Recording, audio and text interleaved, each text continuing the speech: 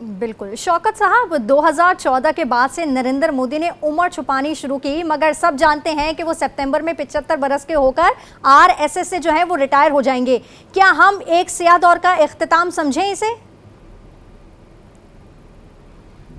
It depends के वो वाकई रिटायर होते हैं, इट डिपेंड्स के उनके सक्सेसर कौन होते हैं, क्योंकि जो ट्रायो है अमित शाह, राजनाथ सिंह, ये खुद और फिर यूपी के वज़ीर आला जो आदित्यनाथ हैं, वो कौन आता है, क्योंकि ये तो एक आइडियालॉजिकल इनका बॉन्ड है, ये कोई आपस में कदन वदन तो है नहीं, हेरिडिटरी तो है नहीं, आइडियालॉजिकल बॉन्ड है। तो जिसको हम कहें कि इस खित्ते में सबके साथ मसला बना भारत का, स्पेशली इस बीजेपी की हुकूमतों में, और हमसायों के साथ छोड़ें, इंटरनल जो भारत के अंदर एक सोशियो इकोनॉमिक जो टर्बुलेंस आई या सोशल स्ट्रक्चर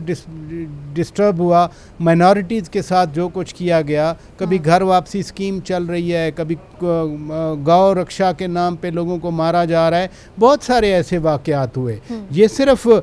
पाकिस्तान को या भारत के अंदर लोगों का मसला नहीं है, बल्कि कनाडा में जो कुछ किया इन्होंने, जस्टिन ट्रूडो साबिक वज़ीर आज़म कनाडा बात कर गए थे, अमेरिका के अंदर पुन्नू को मारने की कोशिश की गई, ये तो सबका एक कॉमन कंसर्न है। इसलिए सितंबर में ये रिटायर होते हैं नहीं होते, इनको तो खुद सोचना चाहिए कि भारत 10 साल पहले 2014 में कहाँ खड़ा था, बीजेपी की हुकूमत आने के बाद इंटरनल जो फ्रिक्शन हैं भारत की, वो कहाँ तक पहुँच गई, और फिर हमसायों के साथ जिस तरह का रवैया रखा गया, उसकी फिर वो जो कल्मिनेशन है वह 6 मई से लेकर 10 मई तक हो गई कि आज कल भी मार्को रूबियो ने पाकिस्तान की तारीफ़ की। उन्होंने कहा कि पाकिस्तान ने रीजनल स्टेबिलिटी के लिए जो किरदार अदा किया है, उन्होंने कहा counter terrorism and regional stability के लिए आई थैंक पाकिस्तान, तो पाकिस्तान का तो शुक्रिया अदा कर रहे हैं।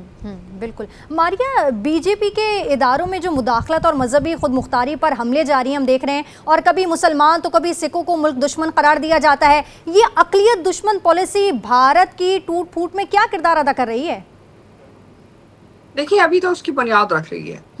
क्योंकि बात दरअसल ये है कि नरेंद्र मोदी साहब ने एक बड़ी खतरनाक पॉलिसी चलाई। उनकी खतरनाक पॉलिसी ये थी कि उन्होंने कहा कि जी हमने 5.4% से ज्यादा जीडीपी के अंदर सक्सेस दिखाई है, और सक्सेस उन्होंने कहा जी इसलिए दिखाई है कि हम आम जो हिंदू है, जो अकलियती हिंदू था, यानी कि जो लो लेवल हिंदू है, दलित हैं जो है, हमने इनकी जिंदगी को बेहतर किया, इसलिए क्योंकि जो बाकी गैर हिंदू हैं, जो उनकी आइडियोलॉजी के मुताबिक मुसलमान हो गए, इसमें सिख हो गए, बाकी तमाम लोग हो गए, वो तो जिंदा रहने के भी हक नहीं रखते। उसके बाद उन्होंने सिटीजन अमेंडमेंट एक्ट लेके आए, उसके बाद एनआरसी को उन्होंने जो है को उसके अंदर वुसअत लेके आए, और साथ ही साथ ये तमाम चीज़ें इस्तेमाल करने के साथ साथ उन्होंने जो डिफेंस एग्रीमेंट्स के अलावा जो फाइनेंशियल एग्रीमेंट्स किए हैं, उस सब के अंदर जो लैंड्स हैं, जो सारी चीज़ें हैं, वो इन तमाम अक़लियतों से लेके जब उनको आपने शहरियत से निकाल दिया, तो उसके बाद उसके ऊपर जो है एक तरह से आप कह सकते हैं रियासत ने शब खून मारकर जो है ये दिखाया कि जी ये तमाम रिसोर्सेज अब उन जो है हिंदुओं के लिए अवेलेबल हो गए हैं जो पहले नहीं थे।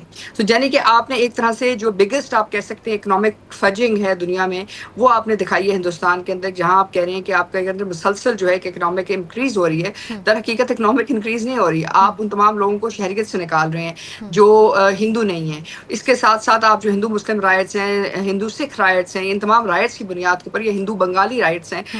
ये तमाम जो है इस्तेमाल करके आप मुख्तलिफ एरियाज के अंदर इकोनॉमिक जोन्स क्रिएट कर रहे हैं और एक आर्टिफिशियल जो है sense of economic development create कर रहे हैं। लेकिन जब वो इकोनॉमिक सेंस ऑफ डेवलपमेंट जो है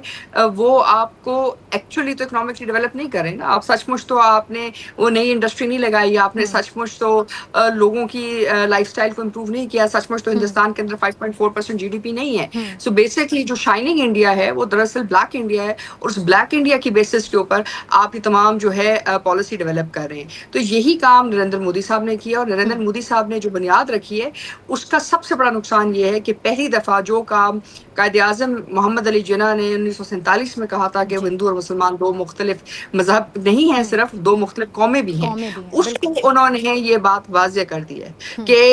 ये कौम है, और जो दो कौमी नजरिया उसको वापस वापस जिंदा कर दिए। अब जब ये दो कौमी नजरिया जिंदा होगा तो साथ ही साथ हिंदू और सिख भी मुख्तलिफ मजहब हैं, तो इसका मतलब है वो भी मुख्तलिफ कौमें हैं। हाँ, हम बरसगीर पाक व हिंद में जरूर रहे हैं, लेकिन आप मुख्तलिफ कौमें हैं और मुख्तलिफ आपकी हीरोज हैं, मुख्तलिफ आपकी जंगें हैं। तो ये चीज़ वो लोगों तक ले आए हैं, like it is turn into a people's war. तो जब आप लोगों तक नफरत ले आते हैं और नफरत की सियासत ले आते हैं तो उसको आप निकाल नहीं सकते। हमारे पास तो बहुत छोटे से लोग हैं जो दहशत गर्दी में मुलव्वस हैं, अभी तक हम उनको नहीं डी रेडिकलाइज कर सके, अभी तक हम वो नहीं ठीक कर सके, यानी कि एक 1% भी नहीं है पाकिस्तान के अंदर। तो आप सोचें कि जहां आपने अपनी 30 नहीं 40 नहीं 50% पॉपुलेशन को आपने जो है हिंदुआइज कर दी है या आप उनको रेडिकलाइज कर दिया, तो आप उनको डी रेडिकलाइज कैसे करेंगे? तो ये बुनियाद रखी है उन्होंने हिंदुस्तान की तकसीम की, और इंशाल्लाह ताला अनकरीब हिंदुस्तान तकसीम होगा।